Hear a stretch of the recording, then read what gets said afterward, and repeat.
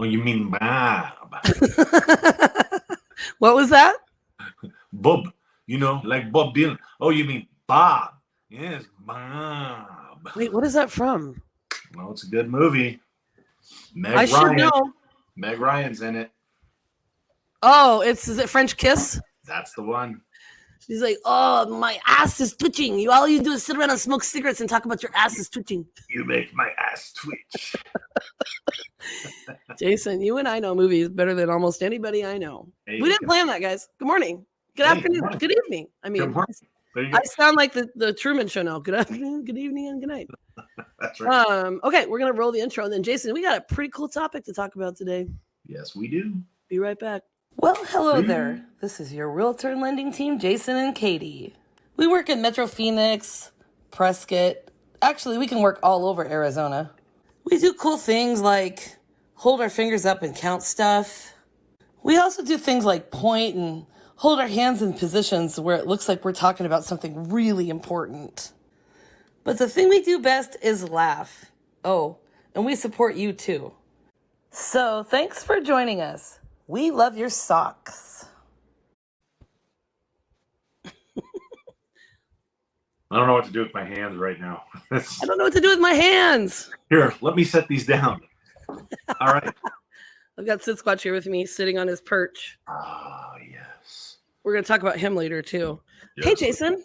Hey, Miss Katie. What's up? Hey, everybody. Okay, so I have a question because I see other people's intro videos and people that it's weird not doing this live, by the way, because I'm so used to like seeing people like pop up with questions.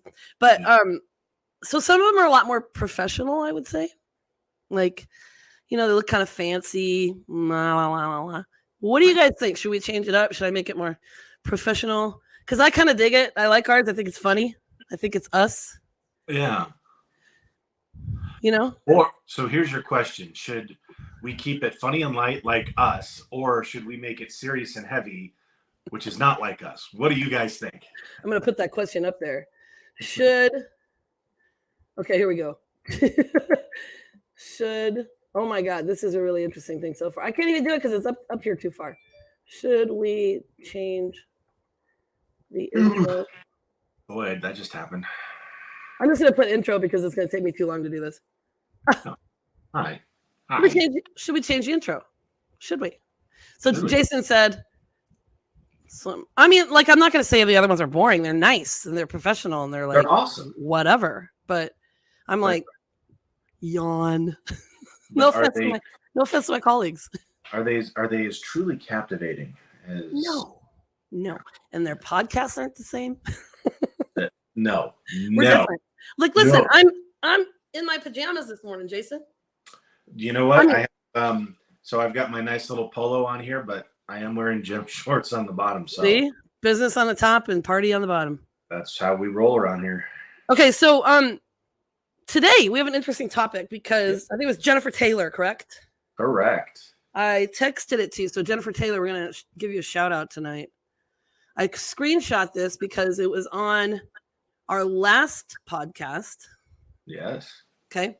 And she said, I think more information on building home loans, mortgages with the construction work included is greatly needed everywhere. Mm-hmm. So she says, I know. Okay, so let's talk about that first, and then I'm going to go to the second part of it because it's kind of a different thing that she's talking about. Sure. The second part of her question statement thing. So thanks, Jennifer, because I even said, good topic from a podcast with Melinda. What? So, Jason, what is a construction loan? Because I got another question for you, too, when you're done explaining it. Well, okay.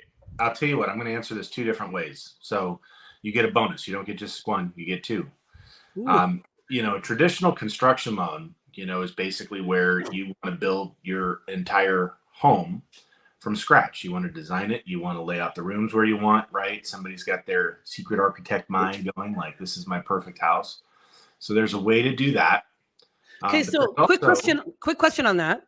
Is there a limit with the loan? So is it like is it an FHA loan, a conventional loan, that kind of thing? Because I know FHA loans have limits. So yeah, well, a construction loan is a little bit different. So a construction loan is its own thing. Now, okay, so here's what lenders will do. They'll either call it a one-time close with a modification agreement, or a two-time close. What I do are essentially two-time closes. So we close on a construction loan, which is the loan that funds the construction, and then what happens is that loan at the completion of construction gets refinanced into the permanent loan. So just for the lay people, because I know what people are going to be thinking, what do you mean a one-time loan or two-time loan? So you mean what? Let me just guess, because I'm one of the lay people. I'm not the loan lender, right? The one-time loan is from start to finish construction loan. You're doing the whole thing. The other one is a cool and convenient one to do when you're buying a house that might need some work. That's different. Okay, that is different. Okay, see, that's a good thing. It's a good thing we're talking, Jason. So what is the second one then? What is the second one you just said? So basically, it's a loan that does everything just like you're talking about, but at the end, you just refinance the construction portion of the loan into the permanent loan that you're going to have forever. So the way a construction loan is designed, because you don't need 100% of your construction funds up front. Let's say that you have a project and it's going to cost you $800,000 to build a house, right? Do you need that? This is on new builds only. Say what? This is on new builds only? Right. So do you need all 800,000 of those dollars on day one? No. Because you're going to take different draws, right? You pay different subs at different times. Like, you don't want to pay your air conditioning sub and say, hey, 7 months from now, I need you to show up, right? That's probably not going to work very well, right? Yeah. You're not going to have an air conditioning unit. Yeah. You want to pay him when it's time to pay him. So the way that the construction loan works is you have essentially a line of credit. And as you go through the process, you draw from the construction loan to basically pay for materials, subs, all the stuff that you have to. Then what happens is, as you get to the very end of that loan, and now you have a completed house, all of the funds have been drawn out of that construction loan. Well, now you have to redo that construction loan. So you refinance it to a permanent loan. That's called a two-time close. And that's the kind that we do. There's even the ones that they technically call one-time closes with a modification, they're still like that. So there's two different phases of the way that the loan works: the construction phase and then the permanent phase. Does that make sense? Yeah, I think so. I mean, I'm just trying to think of the difference between needing it all up front for a total construction loan. So what's the situation with the new build then, where they wouldn't need? Are they just trying to upgrade like a kitchen or something before they move in? So you're talking about a renovation loan. So let's say that you buy a house. I guess I'm confusing these. So construction loan only is from start to finish. Like this house hasn't been built yet. Correct. Sorry. Yeah. Correct. Yes, you could say that, and that would be correct. But ask me the second question. I know what's coming. Ask this one about the house that's already built. Oh yeah, because that's what I was thinking. The one thing and the two thing was, you guys really. I'm very technical. I know. You're welcome.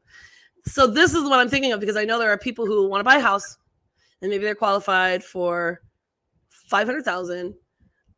Now here's the question I have. So if they look at houses that need fixing up, let's say, and they want to buy a house for $400,000, they could keep it in that range. Yeah.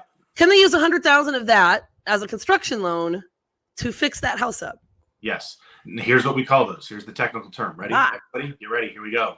Bum, bum, bum. We call those renovation loans. Even though they don't own the home yet. Even though they don't. So no, because what happens is they buy the home and they own it. And then all of that construction and those renovations, those repairs happen after they already own the home. So I'll give you an example. Let's say, Miss Katie, that you have somebody that really wants to buy a house with a pool, and they really want in a specific neighborhood. Okay. Okay. Now I see where you're going. See where I want? Now, the only home that you have the ability to find is a home without a pool. But your peeps really, really, really want a swimming pool, right? So you can use the renovation loan, which all it is a regular loan with a construction rider. That's all it is. Okay.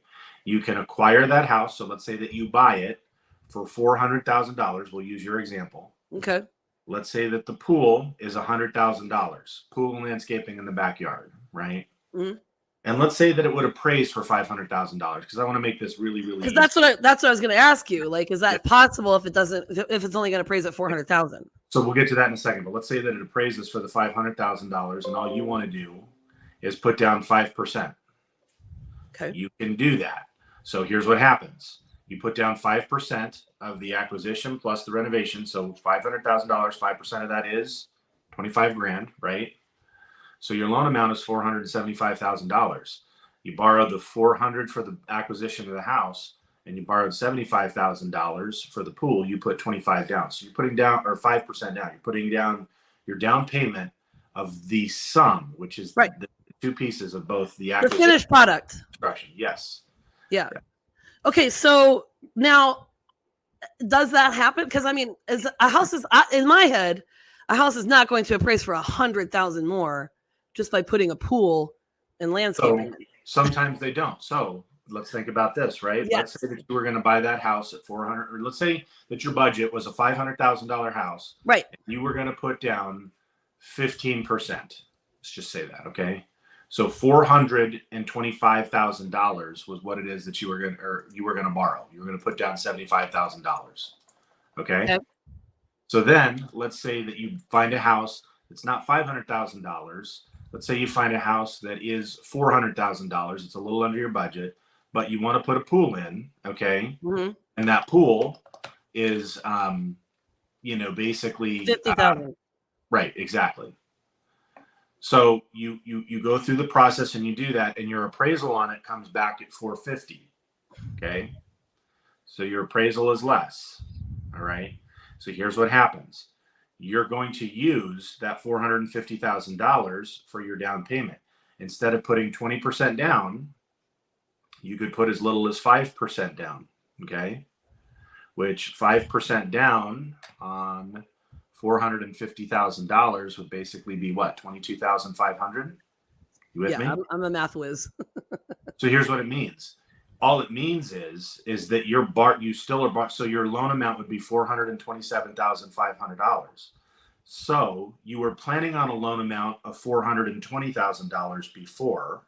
At a house for $500,000, but Right. Since you bought a house for $4 million and you're adding a pool. Right, but you just finance at a higher loan to value than the 20%. It just means you have mortgage insurance, so you can still finance your pool into the price. So the answer to that question in a long-winded way is yes. Talk to me and I help you figure it out. Yeah, because honestly, I'm still a little bit confused because pools, no matter what you spend, you usually only add about $10,000 value. So like the question would be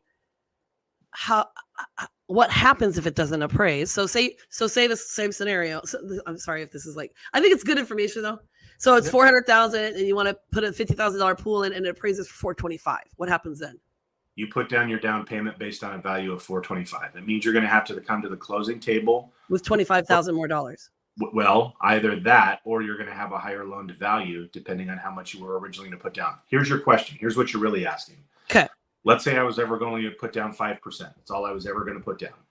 So I was going to buy a house. So I have a $400,000 house. 5%. Well, say you were going to buy it for $500,000 because that was your goal, but you're going lower because you want to add the pool. Right. So what would that 5%? But you're only going to put 5% down, right? Right. So is that $25,000? No. Well, 5% down on 400,000 would be 20, right? So $20,000. But I was saying if your plan was to buy $500,000 okay.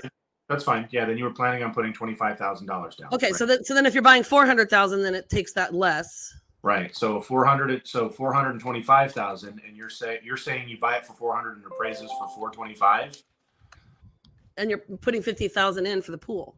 Yeah, it means that you have to come to the closing table with most of that money for the pool, is what it means.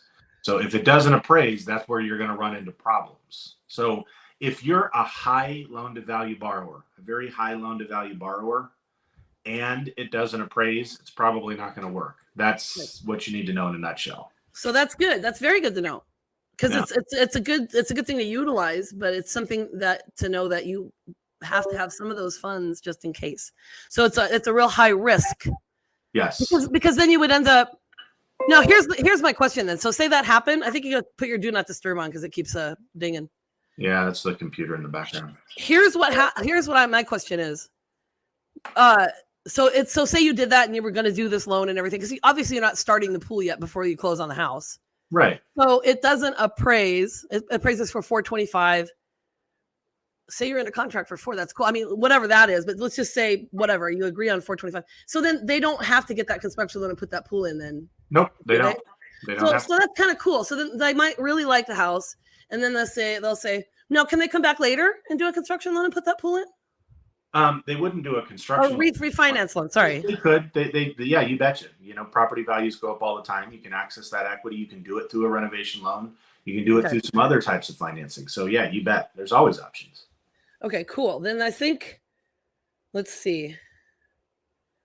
The second part, I think there was a second part, and I hope you guys are keeping up with this. But like, I'm the English teacher that's like, what? This is why I work.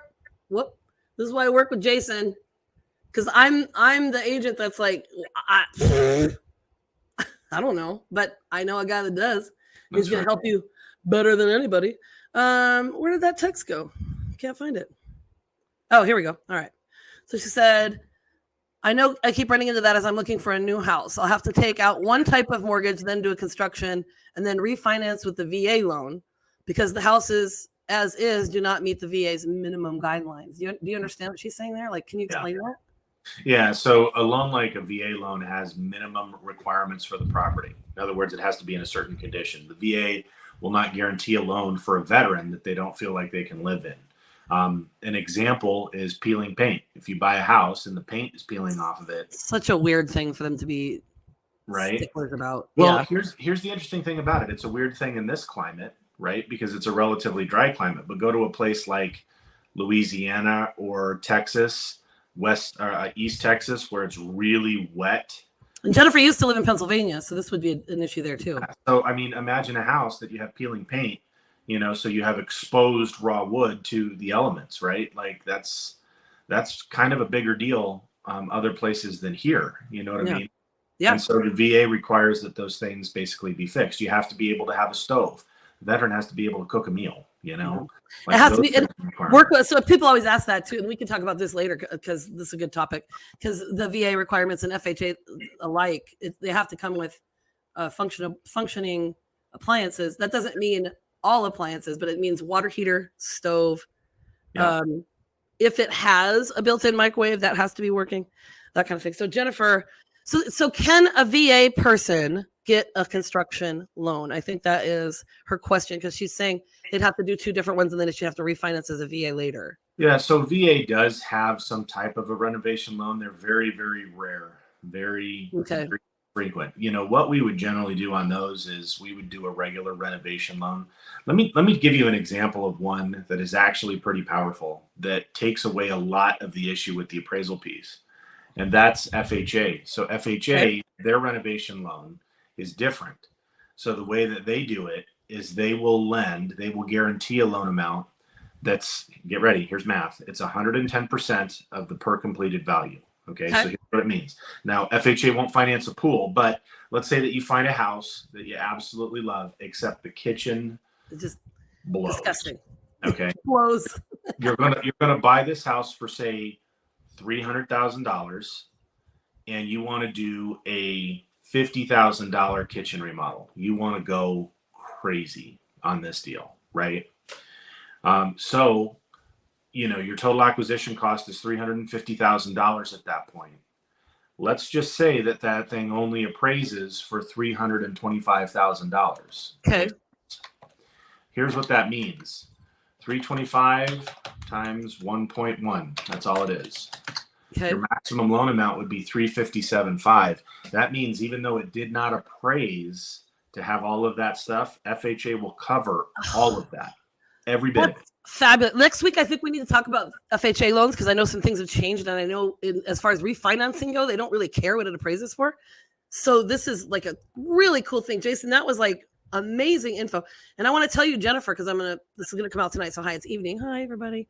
Last week, by the way, Danae, how she always joined our lives. She was like, hey, check your questions. And I was like, oh, we're not live. But I sat there. So tonight I'll release it at 7. So if you have time, Jason, to watch it while it goes live, we can answer questions through the text, and then we'll plan on doing it live. But Jennifer, Jason can help you. I can help you too, as far as, some questions go. I can't help you with purchasing a home like that, but Jason can help, because we helped another girl.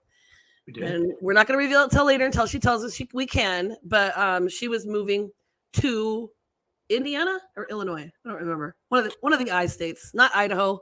Yep, Indiana. And Jason was able to help her. We kind of talked about last week. So Jennifer, if you have more questions, let us know, because I mean, this is what we like to do, right? And so we can help you anywhere. We should put that in the intro. We like to help. We like to help. Exactly. Well, I was just going to say, I'm going to get Jason business all over the country. Funny. Jason. Yes. We're going to do Weird in the News. Today, the Weird in the News has to do with Sasquatch. That's what I'm talking about. Right Who is not your average Sasquatch. My boy. He is not your average Sasquatch. I know, exactly. He comes and sees you sometimes. He does. It happens. There has been sighting. It's been a while. So now this is in Pennsylvania, where Jennifer's from also. Okay, so the can you see it? Yes. Pennsylvania parks officials released curious statement about Bigfoot warnings. And I'll tell you what Sasquatch's biggest beef about this is, okay? So park officials in That guy looks like Will Ferrell. Yeah, there's another guy that does a commercial that looks like Will Ferrell too. Okay, so this must be where it is. Should I play it? I guess I should play it. Members get holiday deals before anyone else. Or is this just an ad? That's an ad. All right. Park officials in Pennsylvania say they don't know who's posting signs warning of Bigfoot activity in the area, but it's not them. They also they still have this damn cough. They also threw cold water on the notion that Sasquatch might be making a home in the Keystone State or anywhere else for that matter. Okay. So Wesley Robinson is like, Bigfoot's not real. All right. This is what he's talking about. The signs state that there have been encounters and call on visitors to observe elevated park etiquette, be cautious of your surroundings, yada, yada, yada. Okay. He says, Robinson added that they do not approach the creature and that these signs have been turning up for months in many parks and they're removed when they are spotted. So I guess this is an example of one. Ooh. I don't know if I can make it bigger. Hard to read, kind of. I mean, I'm not going to read this whole thing. Can you see it still or no? Kind of, yeah. Go down. Okay, I gotta go. Yeah, sorry. There it is. Warning. Due to encounters in the area of a creature resembling Bigfoot, we are instructing all park visitors to observe elevated park etiquette. Be cautious of your surroundings. Blah, blah, blah. Do not approach the creature. Do not post sightings on social media. Wouldn't it be funny if, like, Bigfoot posted that? That would be amazing. I mean, he's just putting it up there because he just wants people to, finally acknowledge him, right? He's like, get off me. Leave me alone, guys. Yeah. So this is the Pennsylvania Department of Conservation and Natural Resources. Nope. Rangers are aware that they are removing them and investigating the situation. These were not posted by DCNR and is unauthorized use of our logo. So they keep saying Bigfoot isn't real. It's like, Bigfoot is not real. For some reason, Oklahoma is always in a big thing with Bigfoot. And to me, Bigfoot would not be living in Oklahoma. Seems weird, right? Yeah, because it says, while the majority of Bigfoot sightings seem to take place in the Pacific Northwest and California, Pennsylvania has had its share of Sasquatch sightings over the years. So do you know what irritates Sasquatch the most? What's that? Have you ever seen a clear picture of a Sasquatch? I mean, besides him. It's because he doesn't have any socks. We can't love his socks. I have to paint some on him. That's right. So he's got his own Instagram page. I'm going to show you. And he's like all about positivity and stuff. And I haven't posted a picture of him. He's mad at me because he does a lot of cool stuff. He gets out. He gets around. That was in Ohio, and he was hanging out with someone, and then he does really cool things like this is how he gets cool in the heat. Cool if he was hanging out with the queen. Right. So it's irritating because he obviously takes nice, clear pictures. He does. It's almost like he has a photographer. He's with me all the time. So, and this picture right here is with the people we are closing on a house today. So, we're going to take him to the closing. Wow. Do you guys believe in Bigfoot? That's the big question. Do you believe in Bigfoot? Do you, Jason? I'll tell you this. I met a guy who told the story about the time that he encountered Bigfoot. Ooh. And it was one of the... I think it's the same guy that I know. I don't know. He used to be a lender? No. Okay. This was a guy that I met in Idaho. He was at a parent camp that we went to. Oh, yeah, definitely not the same guy. No, well, we were sitting out in the high desert in Idaho, and we were playing two truths and a lie. And one of his truths was that he had seen Bigfoot. Of course, we all thought that was his lie. And he sat there and told us a story that was so believable and realistic. The hairs on my arm stood up as he was telling it. That's because Sasquatch was behind you. Yeah, right. And anyway, he literally and he would tell you, he said anybody who's had an authentic Bigfoot sighting, the thing that they can describe the most is the sound that it makes. It's the sound and the smell, I've heard. That's what he says. Yeah. Like there's nothing like it. He's like, can't. I'm a freak, and besides you, he's my little best buddy. So I listen to like Bigfoot podcasts and stuff. I mean, I'm fascinated with it, right? Yeah. I would love it if it was real, really. I mean, it would be amazing. I would be terrified if I really saw one in person. From what you hear, they're pretty scary. Huh. I swear I've got a story about that. I think I've said this on another podcast. I swear I heard the knocking sound, like boom, boom at midnight in Canada. One summer, I was like, they're doing construction at midnight. And then later on, I realized, oh my God, I think that was a Sasquatch. They were communicating. Your mind races, right? Wow. But it was very close to a camp remember the monsters? What was that show that was on Discovery where it was like Monster Quest? Yes. They had like an episode and where these guys were fishing and they get dropped in by a pontoon plane. And then this big encounter happened. They never saw it, but it was like shaking and then they found hair and all this stuff. And so I was like, it was literally about 100 miles from where our place is. So I was like, it's feasible. Yeah. It'd be cool. Yeah. Yes. So you never know, but never know. I love this podcast because here's what we're about, right? We're about giving you information, answering questions, doing that kind of stuff. We're not just here to spew information and leave it for you to fend for yourselves. Okay. What do we always say, Jason? We're the bomb.com. Is that what you're talking about? We're in the relationship business. We're in the relationship business. We don't chase transactions. Here's the thing. What we figured out is if we just take care of people and we make that our focus, whether or not we do or don't do a transaction, somehow, Katie, we always have transactions, right? Yeah, we do. So it's so much more fun when you get to make your business people, and our business is people. Yeah. So, okay. Thanks for joining us, everybody, because there's one thing that I really appreciate about Jason that I need to tell you. What is that behind you? What do you mean? To the right. No, other shoulder. Here? Yes. Seriously, turn around, look. What are you going to do? No, not there. Other side. That's Gunther. It looks like a little Sasquatch, doesn't it? It does. I always tell my sister he looks like Chewbacca, so it's true. You were a little freaked out by that. I was like, what do you mean? Yeah, there he is. We've got a blanket on here because the other little Sasquatch over here. I was going to say, no, that's not the one. That's the one right there. Yeah, well, this one, the little one? Yes. Yeah, he likes to chew on the table. Wow. Like, seriously, so cute. Hang on a second. I'm in my pajamas, but I'll show you. I'll show you, everybody. Look how cute he is. I can pick him up. He's like a kid. What? Look at him. Wow. Isn't he cute? That's right. That's a good boy right there. That's a good boy.